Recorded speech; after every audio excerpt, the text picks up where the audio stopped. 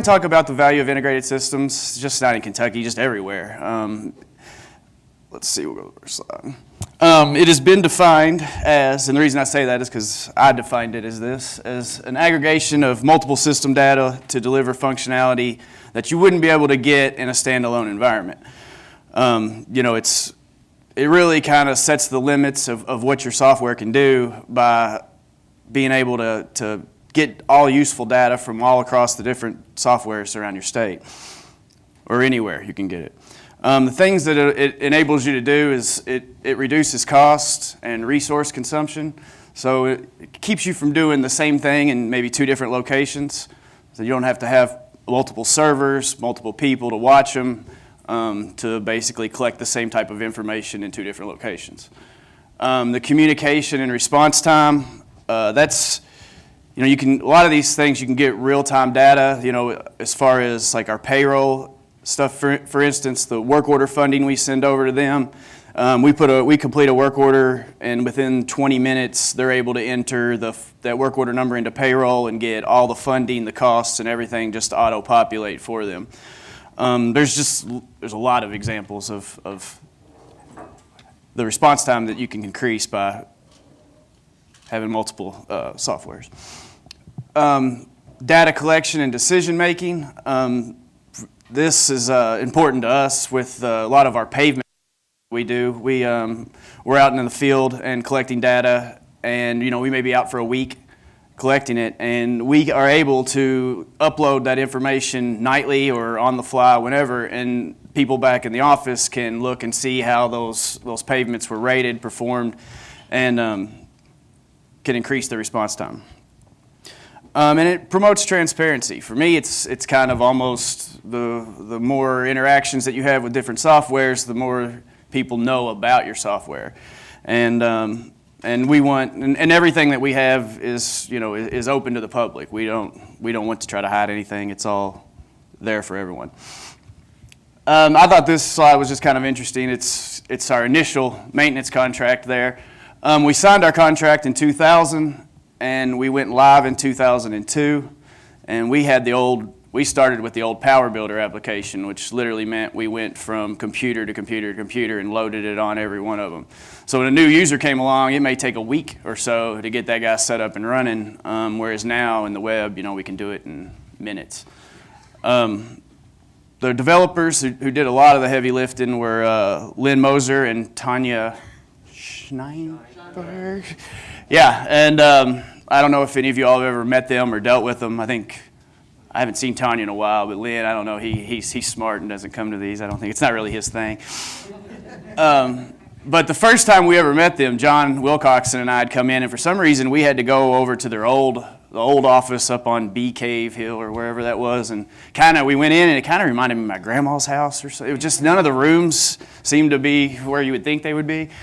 And as soon as we opened the door, we heard, "You're an idiot. That's the stupidest thing I've ever heard." And John and I were like looking at each other, and then Lynn was yelling back at her. They were going at it, and it went on for like 30 minutes. And then all of a sudden, like, I guess they heard us talking, and they came out and were like, "Hi," and they drove us back and they were the sweetest little couple all the way back to the airport. It was the weirdest thing. They have a unique working relationship if you've ever seen it.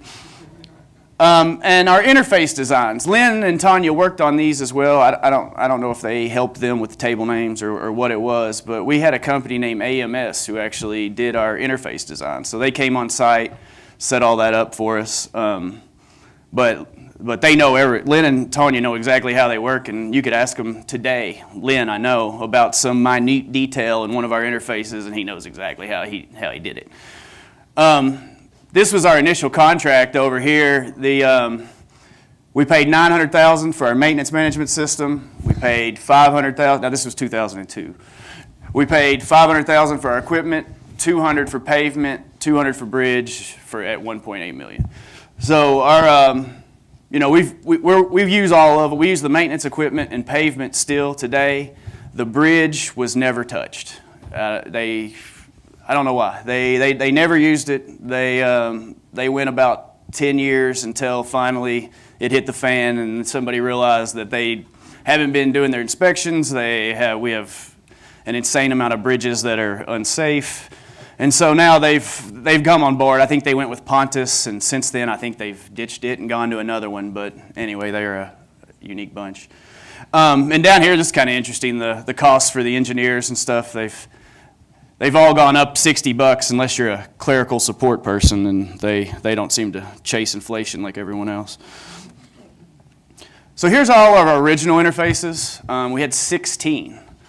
I'm not going to run through them all now because I'll tell you the ones that we still have. But a lot of this stuff is related to our fleet billing. You know, we had a motor pool that they had to collect usage on. They have their own fleet they collect usage on. They have this AVS, which I don't even remember what that is. It's another set of motor pool vehicles of some sort.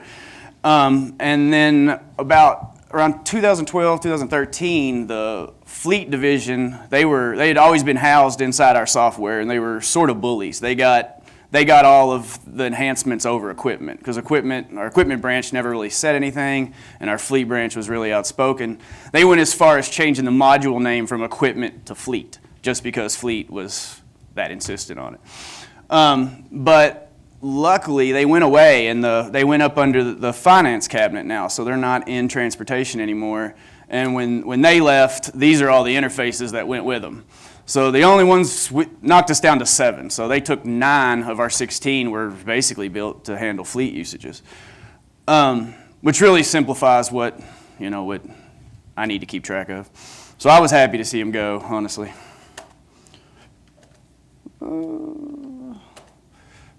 So here's the remaining interfaces that we have, and I'll just kind of run through them real quick with what they do. Now these are our actual interfaces. Now when I'm talking about system integration, I'm going to also talk about a lot of other little softwares that we steal data from, but these are the ones that I can say interfaces, and someone in the back from Agile won't jump up. That's not a real interface.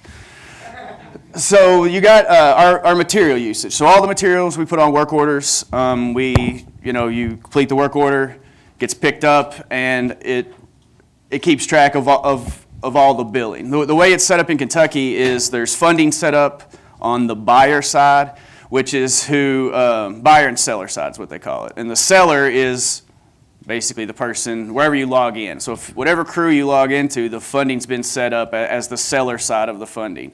And then it's up to the user to enter in where you want to bill it to. So they edit the account strip and bill it to the project that they're working on. And when they do all that and put it on a work order, this MAT5 will run, and it'll pick up all of that material usage and bill it to accounts. Our labor force data, Lab 8, what that does is that sends over every morning, it sends over all of transportation's employees in a file. And it has their salary, their name, their crew, used to have their social, address, everything. And basically, it dumps everybody in the right locations so that they can be put on work orders with their current updated salary. Now, we don't send any labor information or bill any labor information. That's all handled through payroll. But it helps us for reporting to look at the project, and we know what exactly it cost us, even though we don't send the payroll data. Work order validation, Lab 10, basically what that does is every 20 minutes we send a file to payroll that enables them, instead of having to say Aaron Collins, credit FEO1 1100 location, yada yada yada, 15 pieces of funding. All they have to do is enter in a 7-digit work order number, and it takes all the information that was put into OMS and just shoots it in for them. So it really simplifies the process for them. EQP12 is our monthly rental. So every vehicle that's assigned, that if you purchase a vehicle and then you transfer it out to one of our crews, when you do that, the EQP12 will run, and based on the class code for each vehicle, you define that in the class codes window, and then that defines how much gets billed per piece of equipment to each location every month, just like a lease. 13.1 is the usage of that equipment. So just like the MAT5 that does the materials, the EQP 13 handles all the equipment usage that's put on work orders. EQP 20 is our validation. So in Kentucky, all of the equipment information is stored in OMS, and we send payroll a list of equipment that will allow them to enter time or mileages against. So they don't have everything. We don't send them all the pieces of equipment that are assigned to all our maintenance crews, our traffic and equipment. We just send them the overhead stuff, like people like me who work in the central office, district office, stuff like that.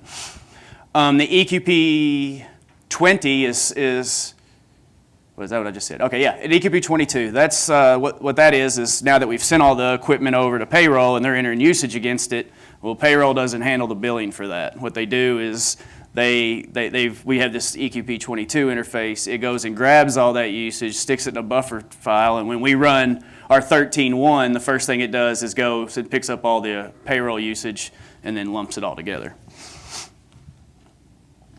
Last year, FY18, last fiscal year, we billed about $70 million through our software, 9.5 in equipment, about $22 million in material usage, and about $39 million in equipment usage. So there's a lot of money that goes through our software, and when these interfaces break, there's a lot of money to clean up. I don't know if any of you all have anything like this, but it's one of the most important documents that we have when things go wrong, and it's our interface design document. I can't express enough how important it is to have something like this so you know exactly how your interface is working. Because as soon as it breaks, you're going to want to know exactly why it's not working. And ultimately, it's, when you're a guy from Kentucky who didn't see a computer until he went to college, basically, these things are overwhelming. It's just all table names, but after you read through it about 700 times, it starts to make sense. So this is something we put together that we had to draw actually as our pitch to our central office technology in order to go to hosted. We kind of had to lay out what all exactly our interfaces are doing. So this is basically our data flow. I'm going to break this down kind of piece by piece, but that's the overall thing. So this is we get our work order validation information from TED. So basically what happens is we have a, what's it called, we have all the updated current funding strings that we're allowed to bill to. And ultimately, when you complete a work order, the first thing it does is it goes out and looks at TED and says, is any of this funding accurate? And if it is, it'll let you go ahead and bill it. And if it's not, you'll get an error and you'll have to go figure out why it's not working. And so basically what it is it's our validation process and make sure that people just aren't entering nonsense. And TED is kind of the granddaddy of them all as far as Kentucky's concerned with system integration. It's where everybody dumps their data. And it's an effort to kind of integrate the state. They've kind of broke it up. You can see maintenance is this black color. And so we got OMS here, we got our pavement here, we got our photolog van here, and I don't know what any of this other stuff is. It's all somewhere else. But basically what we do is we send all of our useful tables to TED, and it's housed there for anyone to kind of look at or pick apart or use into their own system to benefit. A couple years ago, we had to all go and give presentations about what all these tables do, and if you wanted to obtain this kind of data, you would run this kind of query, and I don't know. I've never seen any use come out of it from us from these other things, but hopefully somebody's using OMS for something good there. So the other one we have is fleet repairs. So what this is another file we send to our fleet branch. When they broke off from us, well, I guess this has always been a thing, but our fleet and our equipment branches are separate. So they're two different pots of money. And often, the fleet only has one location, it's central office in Frankfurt, where equipment has all these satellite locations in every district. And what ends up happening is these fleet vehicles that are 200 miles away from Frankfurt, for an oil change, what they'll do is they'll just take it into the equipment garage. But since they're two different pots of money, equipment wants their money back for that work. So we basically now run a file, and the fleet will check through it, make sure it looks accurate, and then they somehow move monies back over into equipment for that. These are our old Power Builder logos. I don't know if I know Charles probably has seen this before. You remember that? I found them as I was doing my presentation. I was like, I got to incorporate this in here somehow. And when I started reading through these the other day, I looked at this and did not understand why we already had this and why we rebuilt it. But basically, from our original interfaces that went away, that EQP 14 does exactly what we rebuilt and spit out that file for. It captures that same information. So I don't know if it was we liked it so nice we did it twice or what there, but we've got it. So I'm going to start breaking apart that bigger thing and get into our, the meat of our interfaces. And this is all of the stuff that we send to payroll and payroll sends back to us. I talked about our EQP 20. So we send over to payroll. These are the pieces of equipment that you can bill to. And if they try to bill to one of ours that isn't in that list, it won't let them. It won't be there. We send over their work order funding. So all they have to do is enter in 7 digits and boom, that employee's time is there. The Lab 8 is the personnel data. Now everything up here is going to payroll and everything down here is going from payroll to OMS. So they send us their equipment usage that they entered in, and they send us all of their labor data. So we have updated rates and all of that good stuff, where in locations. And then this is what goes to EMARS. And this is where things can get really bad if there's a mistake, because there's a lot of records in these interface files.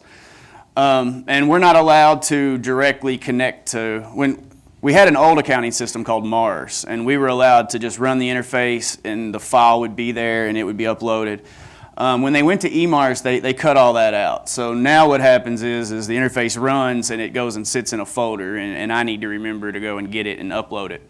And so usually equipment will call me, around April and be like, why haven't I gotten any money? And I'll say, I'll have 4 months of files to upload for you, sorry.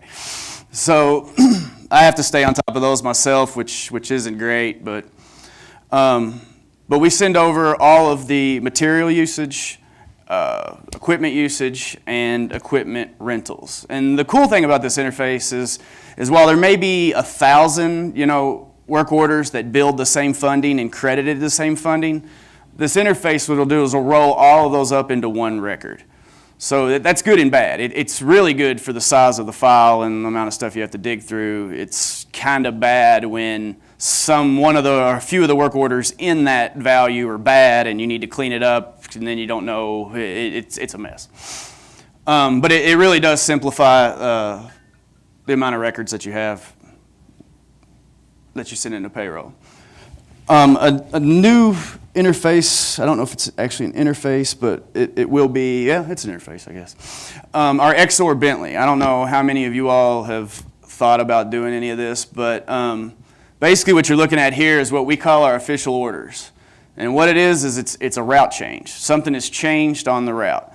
And anytime there's a new construction, realignment, bridge replacement, any of that stuff, if it has an impact to the mile points, then you get one of these guys. And what this is saying is, here's the old, all the different mile points of what made up this old road. And then here is your new alignment. So they've changed the alignment some here. And then here's all the changes that you're supposed to make this turn into. And ultimately what happens is you've been billing you've got 100 records or whatever it is where you build, that to maybe location 5.5. Well, now that 5.5 is shifted, half a mile. So now 5.5 is 6. But all of your data didn't move. It's all still saying 5.5. So it's all still relating to a part of the pavement that's not accurate. So what you have to do, and we get probably 200, would you say, Chad, of these things a year. And since we've started this XOR Bentley process, we had to keep our network static. So we haven't made a change in 6 years. So there's probably, 1,200 route corrections that we need to make.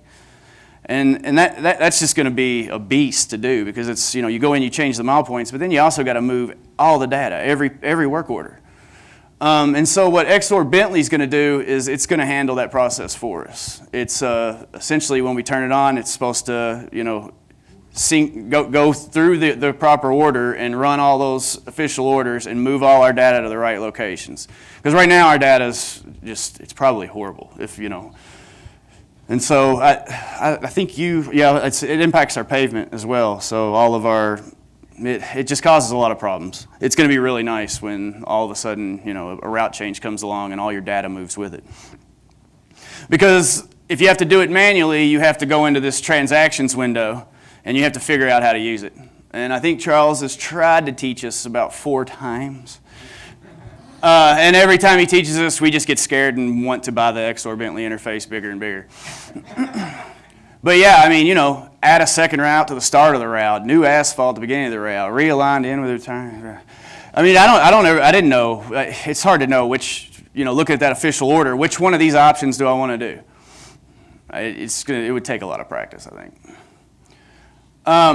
Our planning division, they send us, this isn't an interface, I know, but it's part of the system integration part.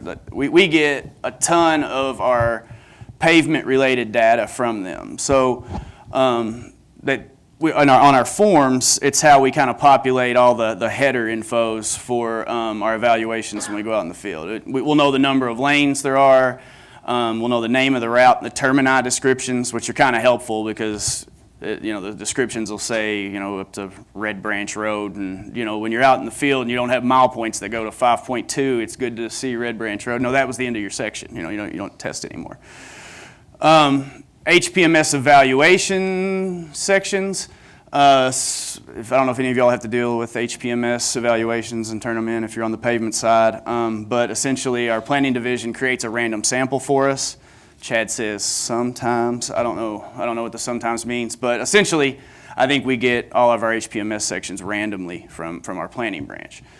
They know the widths of all the lanes. They send that information to us. Why do we use that?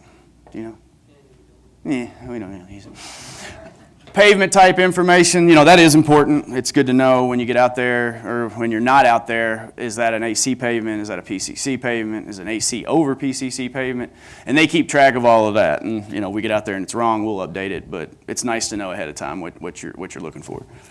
Functional class. They'll send over whether it's major collector, arterial, all that info, and then we keep track of that.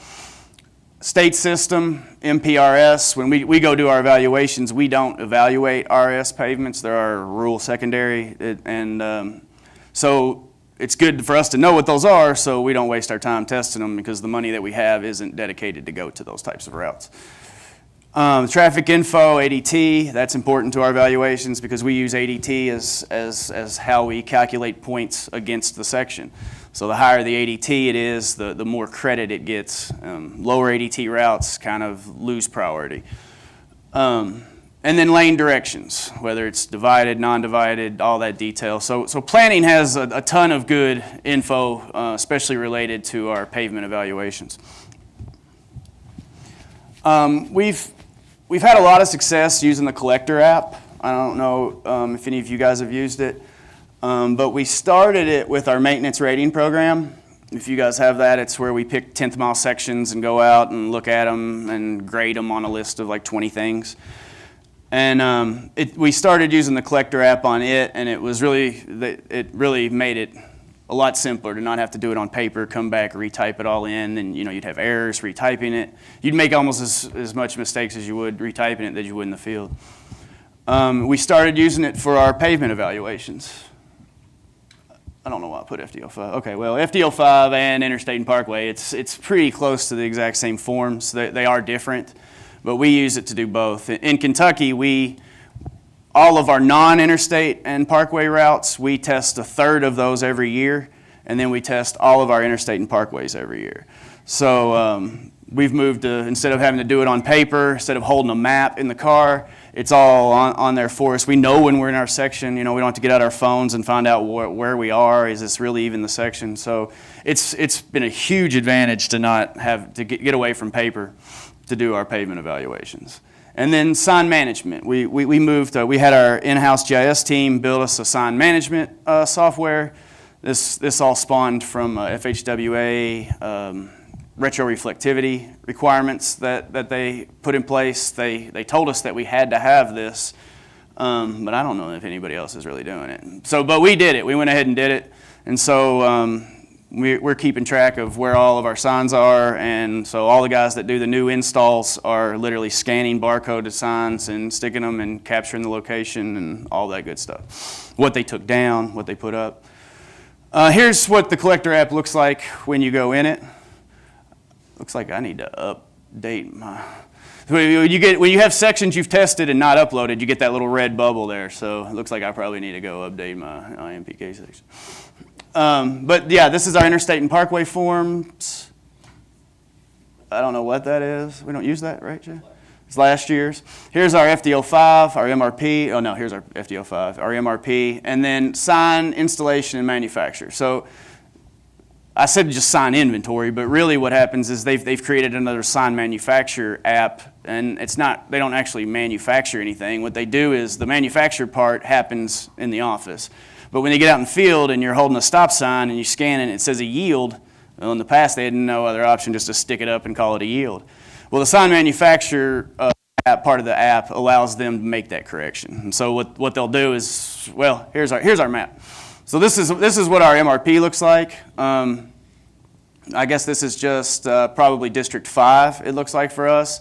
The ones in green are ones that have been done. The ones in pink are the ones that still need to be looked at. And you can see here, they're all these little sections. They're little 10th mile sections that they go out and look, and here's the form. You'd hit edit on that, and then you would have, this is it. So they clicked on drainage structures, it looks like.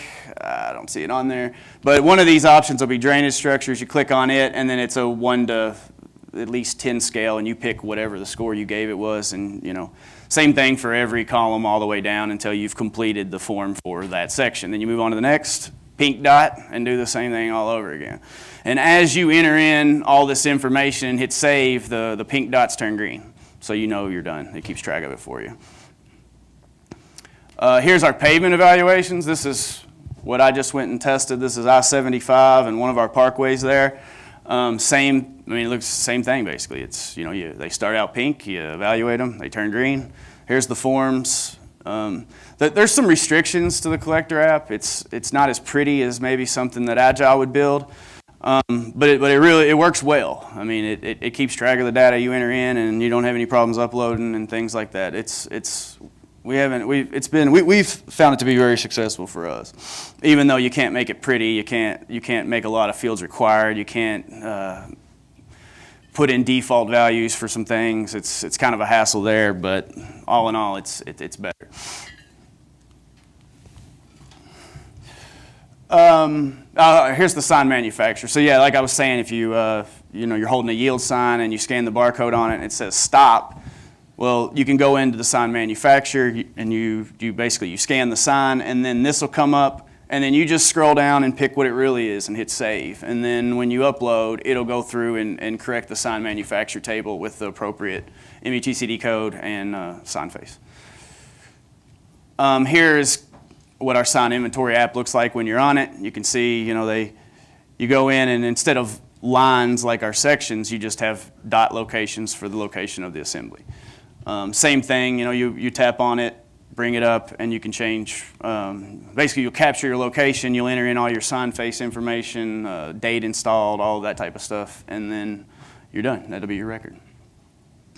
With our sign inventory, that was essentially how we collect new records. We also have all of our existing records in the field that we don't have anyway. We're not asking our guys to go out and barcode them, on the side of the road and scan them in. So we've got a few different ways to add.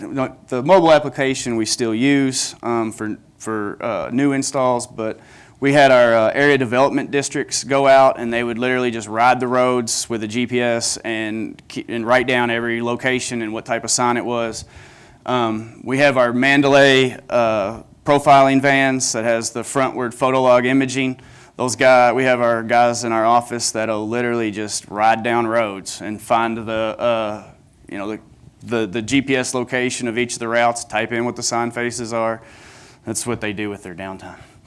Well, and then we have our nighttime visual inspections. So they can kind of catch, they're not really supposed to be out there inventorying, but they can catch some of them. What that is they go out at night and they've been trained, they've taken a class on what they should see and what they shouldn't. But they go out at night and see if the retroreflectivity is working on these signs. Is it poor? Is it good?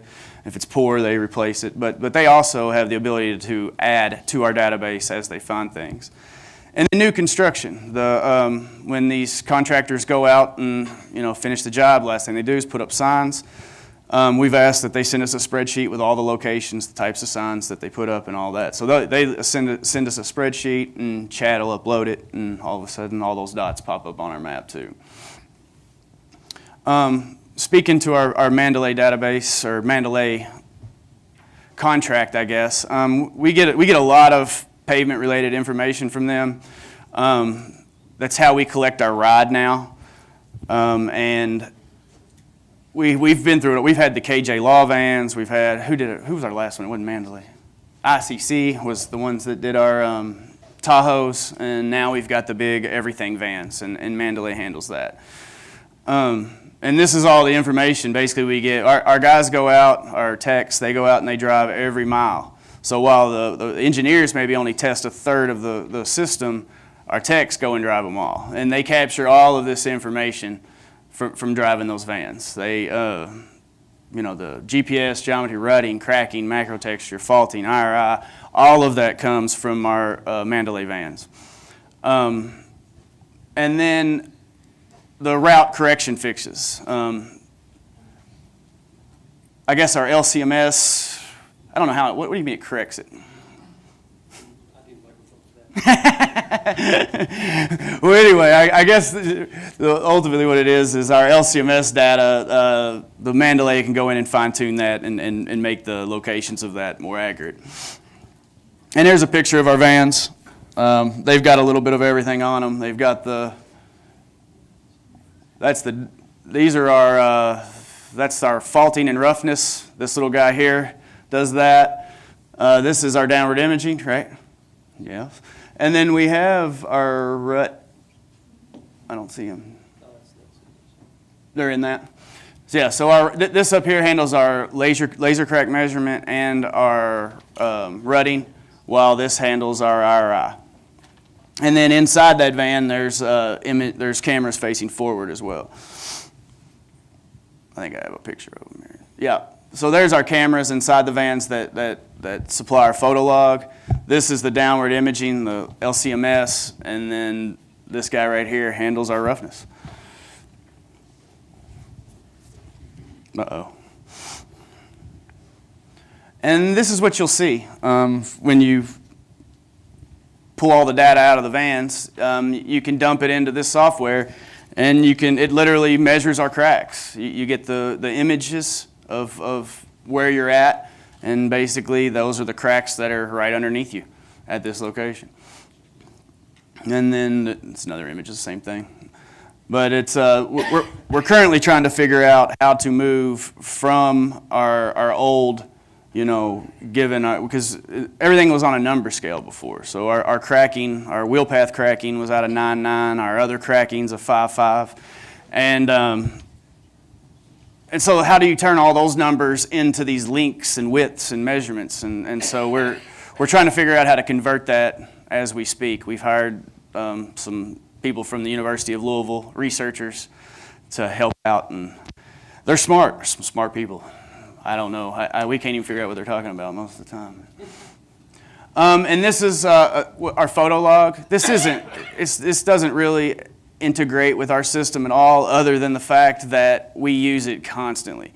You just basically type in a route and a mile point, and boom, it drops you right there, and you're looking at it. It's just like Google Earth, essentially, but we know it's been updated every year. And so many of our branches within transportation love this and use this. You can do asset inventory just off this. You can get your guardrail links. You can, so it's invaluable, really. And then the cons. Interfaces are great when they work right, but sometimes when they don't, you can have giant disasters.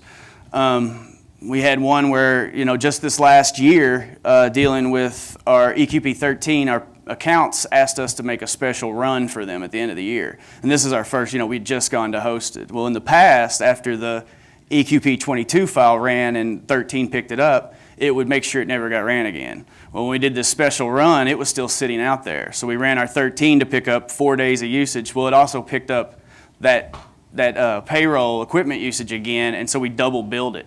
So we had to back it all out, and then I had to figure out how to subtract that amount from the totals. And you know, when you're talking about 15,000 records, it's a headache. And people become dependent on it, like our payroll branch. They enter in everybody in the state where they have to enter in all their seller funding, all their buyer funding. And OMS creates this, that Lab 10 that makes it simple. All they have to do is enter the work order number. It simplifies the whole process for them. But when that goes down, they act like they can't do anything at all. They can still enter in both sides of it like they do everybody else, but they just throw their hands up in the air and say they don't have time for it.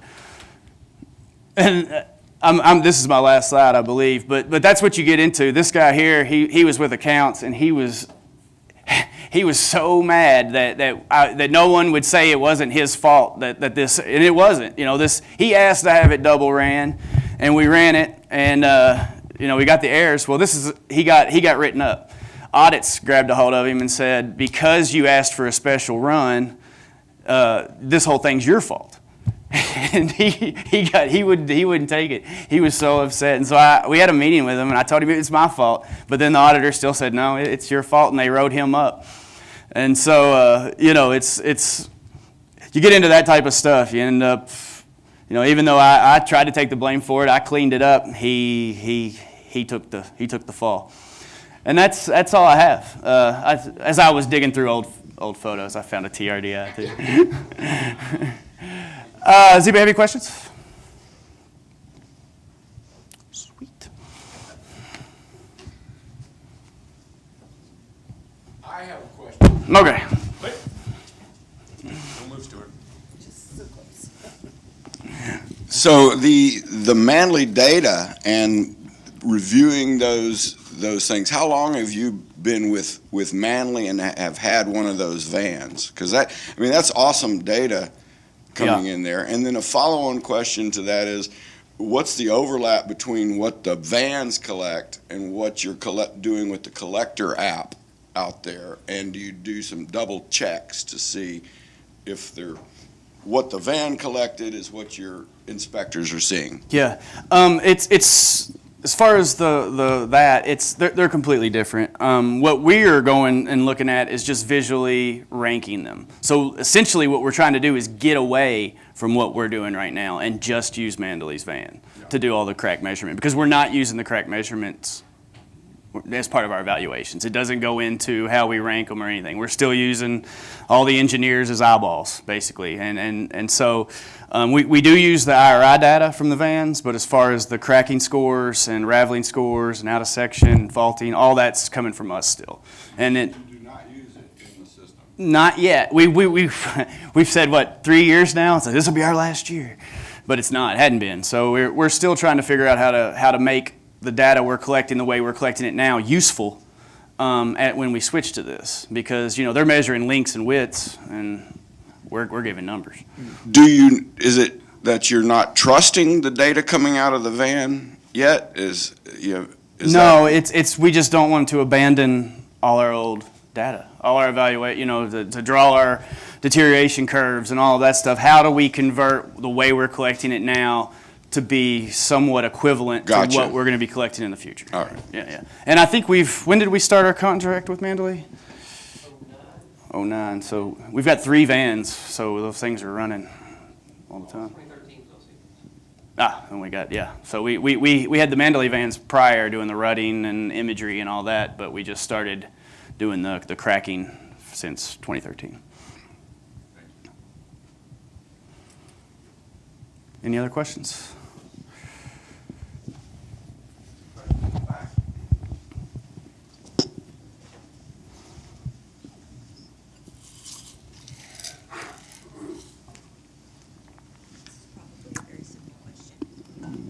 You mentioned scanning your signs. What do you scan? And how do you get whatever's on there to scan? We bought, they're barcodes. They're little metal kind of heavy-duty barcodes. But essentially it's a two-part process. We have our sign manufacturer branch, so the guys that are putting the sheeting on and everything, the last thing they do is slap a barcode on the back and scan it into our sign manufacturer window. And when they scan that number, what they do is they pick the sign face, the sheeting type, the color, the date they manufactured it. And so that's saved in the database. And then when they go out and scan it in the field, all that data pops up for them. And so they verify that they're putting up the right sign. And then when they scan it in the field, they're collecting the location of where they put that sign and the date they installed it. So we know we've got test decks set up around the state trying to determine the length of the retroreflectivity, the life, of all the different sheeting types. And so we'll know that if we installed this sign on this date, that it's reached the end of its life at this date, and so we need to go out and look at all those types of signs.